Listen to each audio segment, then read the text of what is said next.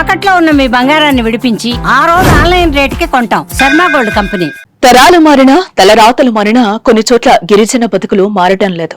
మానవుడు నింగిపైకి వెళ్ళొస్తున్నా వీరు ప్రయాణించేందుకు దారి లేదు. బతుకంతా చీకటిమయమే. ఇప్పటికీ ఆ ఊరికి కరెంట్ లేదు. కరెంటు సంగతి దేవుడెరుకో. తాగేందుకు నీరు కూడా లేదు. ఇక వర్షాకాలం వస్తే బురద నీరే వీరి దాహం తీర్చే జీవనది.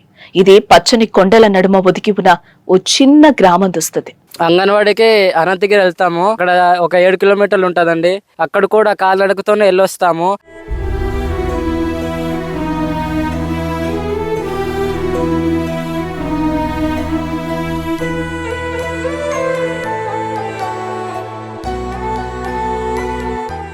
రంపచోడవరం అందమైన ప్రకృతికి నెలవు.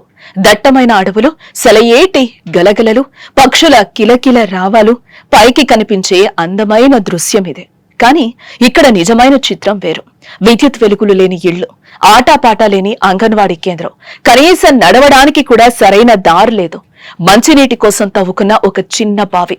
వర్షాకాలమైతే అదే బురద నీరే దిక్కు.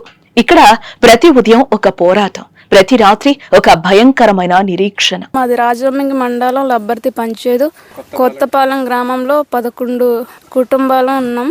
మాకు నీళ్ళు లేవు. ఇదిగో ఈ బురద నీళ్ళే వాడుకుంటాం. వర్షాకాలంలో చాలా ఇబ్బంది అయిపోతుంది. కొత్తపాలెం పేరులో ఉన్న కొత్తదనం వారి జీవితాల్లో లేదు. మండల కేంద్రానికి కేవలం 12 కిలోమీటర్ల దూరంలో ఉన్న ఈ ఊర్లో సుమారు 10 కుటుంబాలు నివాసం ఉంటున్నాయి. కానీ వీరికి ఎలాంటి సదుపాయాలు లేవు.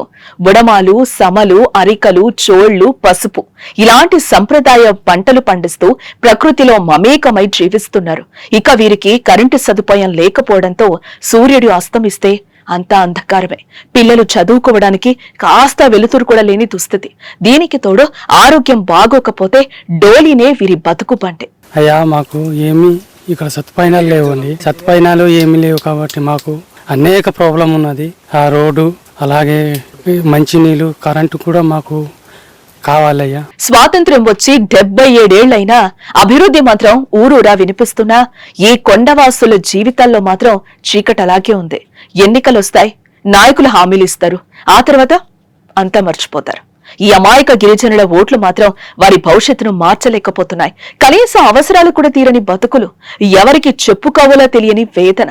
తరతరాలుగా వీరు అనుభవిస్తున్న ఈ కష్టాలకు ఎప్పుడు తెరపడుతుందో అని ఎదురు చూస్తున్నారు ఆ గూడెం జనం. మరోపక్క రేపటి కొత్త తరం కోసం కొత్తపాలెం వాసులు ఆసక్తిగా ఎదురు చూస్తున్నారు. రేపైనా వెలుగొస్తుందేమో, రేపైనా పిల్లలు సంతోషంగా బడికి వెళ్తారేమో, రేపైనా రోడ్లు బాగుపడతాయేమో అంటూ కొండల్లో ప్రతిధ్వనించే వీరి నిస్సహాయత ఎవరి హృదయాన్ని కదిలిస్తుందో.